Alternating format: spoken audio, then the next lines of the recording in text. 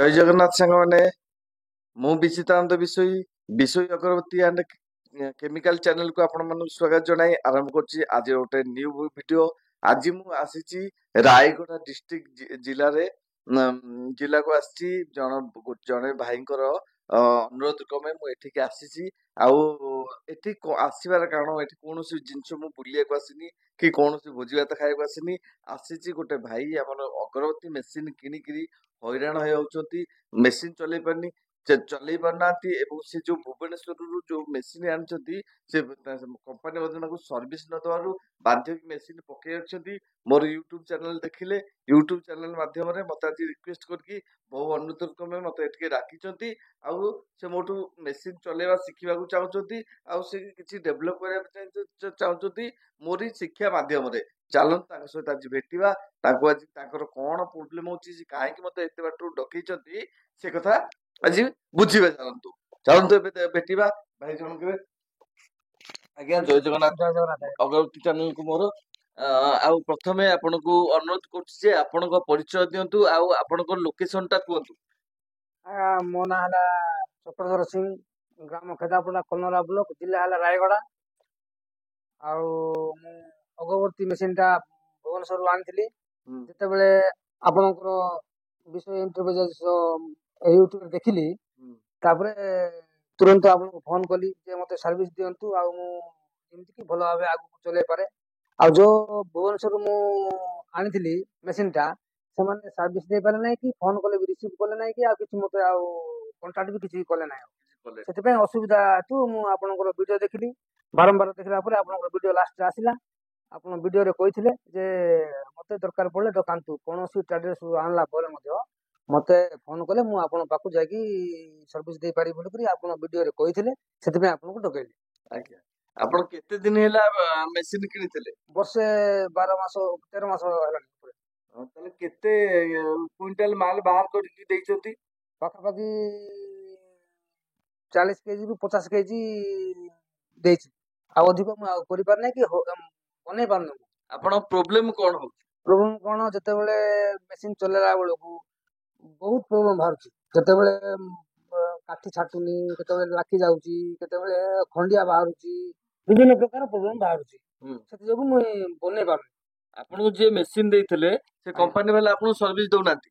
Total ମାନେ phone receive କରୁନାହାନ୍ତି। ଯଦି ରିସିଭ କଲେ, ହଁ କାଲିକି ଆସୁଛୁ, ପରଦିନ ଆସୁଛୁ କହିକି ଆଉ ଫୋନ ରିସିଭ କରୁନାହାନ୍ତି। ଭୁବନେଶ୍ୱର ମେସିନ ଆଣିଥିଲେ ସେଇମାନେ ହିଁ କହୁଛନ୍ତି? ହଁ, ଯୋଉ ଜାଗାରୁ ମୁଁ ମେସିନ ଆଣିଥିଲି ସେମାନେ ହିଁ କହୁଛନ୍ତି।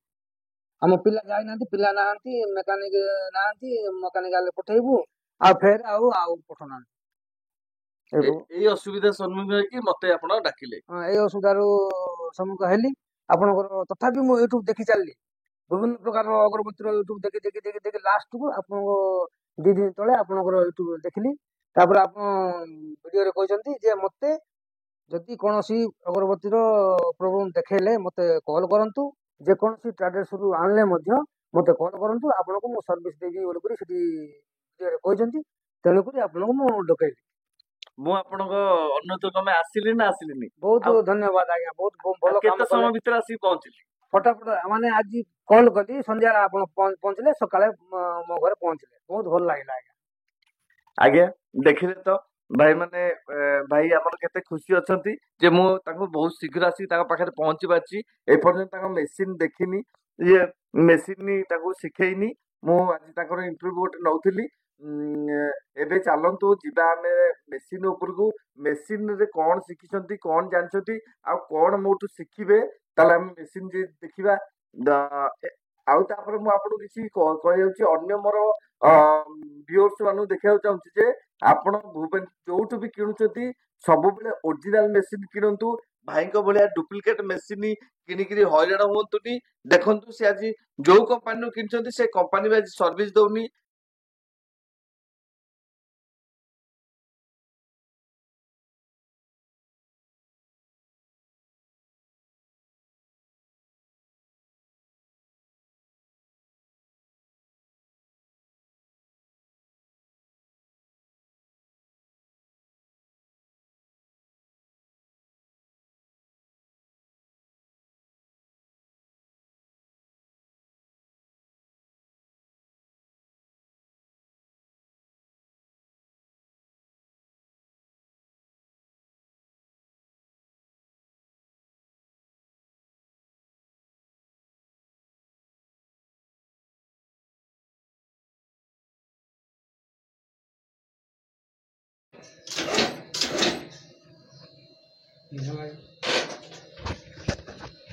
ଆଜ୍ଞା କେମିତି ମେସିନ୍ ଚଲେଇଲେ କେମିତି ଲାଗୁଛି ଆପଣଙ୍କୁ? ନା ଭଲ ଲାଗୁଛି ଆଜ୍ଞା, ବହୁତ ବଢିଆ ଚାଲୁଛି, ଭଲ ଚାଲୁଛି। ଆପଣ ମୋ ସର୍ଭିସରେ ଖୁସି ତ?